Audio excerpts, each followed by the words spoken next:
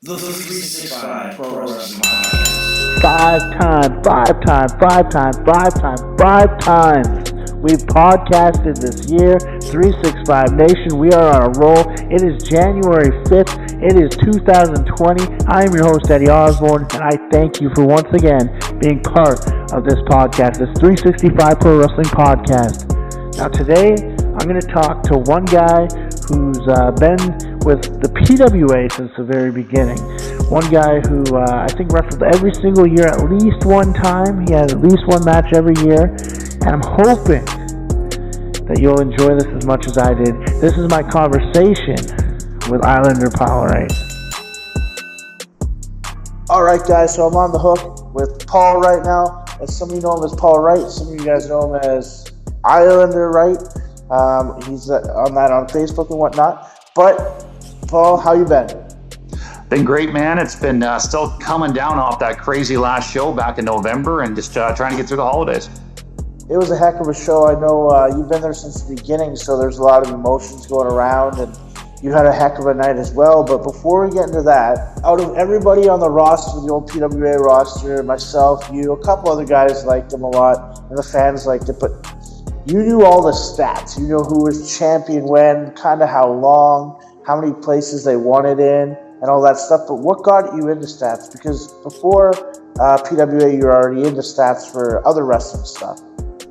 Oh yeah, once I started, I guess, into the business aspects and everything like that, I loved sports stats. Like, I wanted to be a sportscaster. It was one of my dreams growing up, and I loved going through the archives, like Richard 50 and 50, Michael Jordan stats, all that stuff. And I guess I just, once wrestling really took off, everybody's got that moment where like, oh crap, I'm obsessed, I'm absorbed into this. And once that kicked in, I'm like, I still like the stats. Then I started going through like old archives and finding all sorts of stuff from Ontario Indie and like stuff out of the West Coast where you guys are and US and et cetera, et cetera, et cetera. Just took off from there. You had a whole computer full of stats. I remember that because you pull all kinds of random stuff out on me, and I loved it. It was always good stuff. So it's great that you still do that. Yeah, I do the best I can these days. Unfortunately, I've lost stuff. I've started the back end. You lose some stuff. It's so hard in this day and age to keep an accurate archive of stuff. Like, you get it on this hard drive and that dies, then you transfer in and try and redo it on this hard drive or put it on this server or whatever. So you really got to keep a close eye on it if you want this stuff. That's what I'm hoping with PWA. I have it all saved, so once I get things going with the 365 site the way I want it, I want to put up an archive of all our matches up there, or at least maybe just a site so people can see. Like, we've had over 375 events, so it's a lot of matches, a lot of guys went through the doors. Oh, absolutely! Like, that was that took quite a while to keep track of it. I know me and you have pinched back and forth over the years. Like, I had it for a while, then you had it for a while, then yeah, it's almost a full-time job to keep track of some of this stuff. For sure. And people, we're going to be releasing a list of every single wrestler who's been through the doors. I think we have every female wrestler as well, and valet possibly. Paul did a huge list up, and I want to put it up just maybe in a month or so when everything's really flowing with 365 and we have a look back. But Paul, now let's get into it. What is your favorite moment in wrestling? Personally, as just a wrestler, and then also as a manager, because you've done both. Yeah, it's tough to say. Everybody has their mix, but I'm going to pick a non-PWA moment for probably my favorite moment. It's the moment like, you know what? I made it. We are up in Sault Ste. Marie. I spent a lot of my early career up there. Wrestling Rip Impact. This is the closest I'm ever going to come to my hometown big win. My mom, my best friend, my nephew were in the crowd, and I actually beat Rip for the Cruiserweight title at this show. And just the crowd was roaring. My mom was sitting there. It's like, you know what? This is something that I've made it, and things are going good. I still have it on video. I still watch it now and again, and I always owe Rip for carrying my ass for that one. That was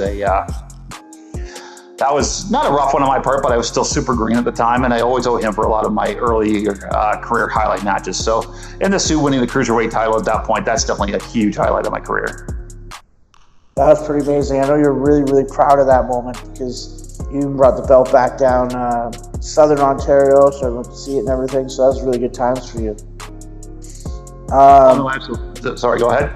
No, I was going to say, So tell us the story of how you got hooked up in Southern Ontario, because there was a point in time where you almost started training under Tornado, wasn't there?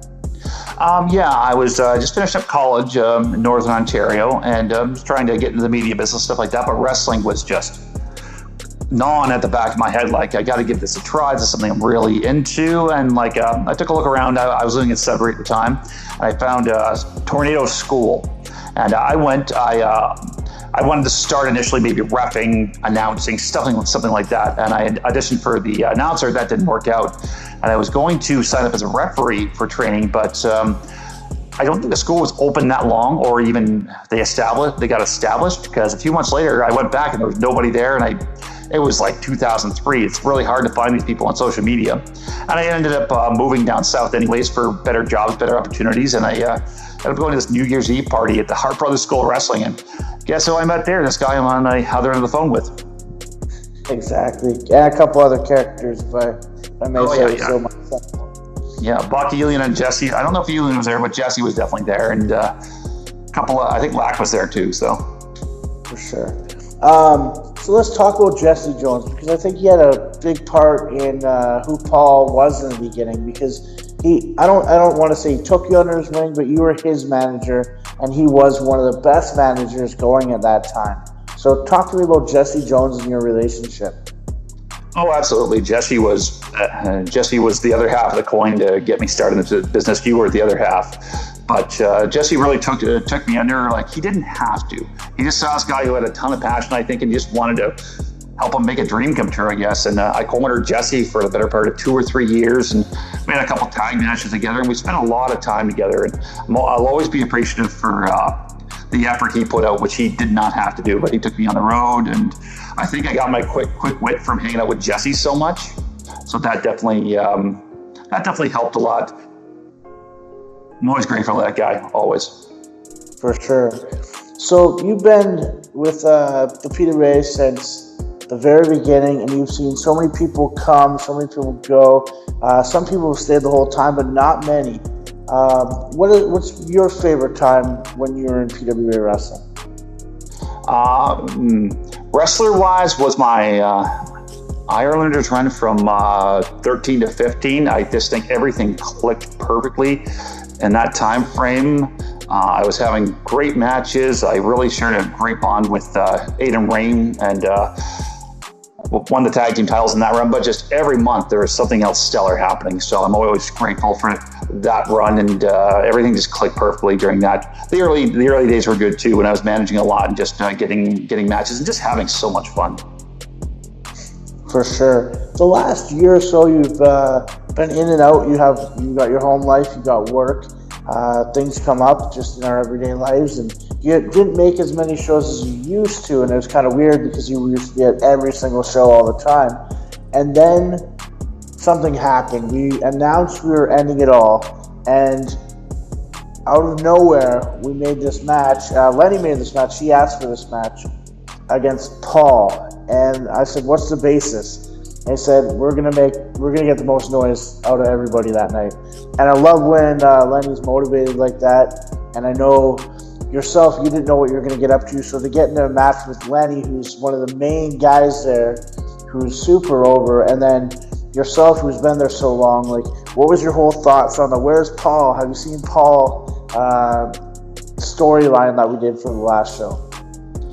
Well, all I can say is Lenny, those sketches and those skits he done just created something great out of absolutely nothing, because I had just been on the sidelines for a long time, and I'm always just want to contribute and do whatever my part is in that show. But that really put a smile on my face for all, like, I don't know, he did like 8 to 10 sketches every day. Like, all the guys at work, like, "Where's Paul? Where's Paul?" Like, even social media friends were like, "Where's Paul? Where's Paul?" And it just stuck, like what or yes or something like that. Like, he just made something great, and the match just turned out better than either of us could have hoped for. And the crowd was just on fire that night. Like, I had only had a handful of nights where the crowd was that behind me. I loved it because it got a great reaction, just like you guys both wanted. But we were driving one day, and he picks me up, and he's like, "Man, I was just downtown Kitchener, and someone said, 'Where's Paul?' And I couldn't stop laughing because it's just a random person on the street who likes likes wrestling, and they were still into it. They're following his videos, so it's really neat to see what kind of reach his videos really had. And I know you wanted to do a response, but I think the genius of the whole angle that he put together there was you didn't respond, and you finally came out in Guelph, cost him the tag belts, and then you guys had your big match the next day. So I really enjoyed it. I thought you guys put some good stuff together there, and I thought that was one of the highlights of your career for sure. Oh, absolutely. I've got it on my phone. I've shown it to everybody in my life who always asks, like, what's up with wrestling? Oh, just watch this video. And they actually loved every second of it. My sister-in-law was in the crowd for that night, so that was pretty cool. And I've ran into a lot of old friends who I may not see again, may just see a social media post, but it concluded, I think, the perfect way for if I had to write it myself. So. Perfect. So what's next for Paul Wright in pro wrestling? What are your aspirations? What do you want to do? Well, I still got a little gas up in the tank. I've always got a couple ideas for teams or matches or titles to go after. Managing is always an option. I've had lots of years practice at that, so it's just a matter of finding some new clientele. But 365 looks bright, and I'm looking forward to being a part of it. All right, man. Thank you so much for doing this. Where can people find you online? Yeah, just go on Facebook. You can type in Ireland or Wright, and I'm right there. And if you want to give me a message, I'm always checking. So. Perfect. And anything you'd like to say in conclusion to all this? I'd like to thank you first for being on it. It was really nice to have you. Yeah, I'd absolutely like to thank all the fans, even people who stop me on the street and just like exchange a memory or a hello. It just makes you feel like you're part of a bigger, huger family in the Kitchener area. And please do come out to all the 365 shows coming up. We're going to create something bigger and brighter, and I just want everybody to be a part of it. So see you at the matches. Until tomorrow, 365 Nation, you have a great day. I look forward to talking to you again tomorrow, and hope you enjoy the interview with Paul today. And remember, check out our website, 365prowrestling.com.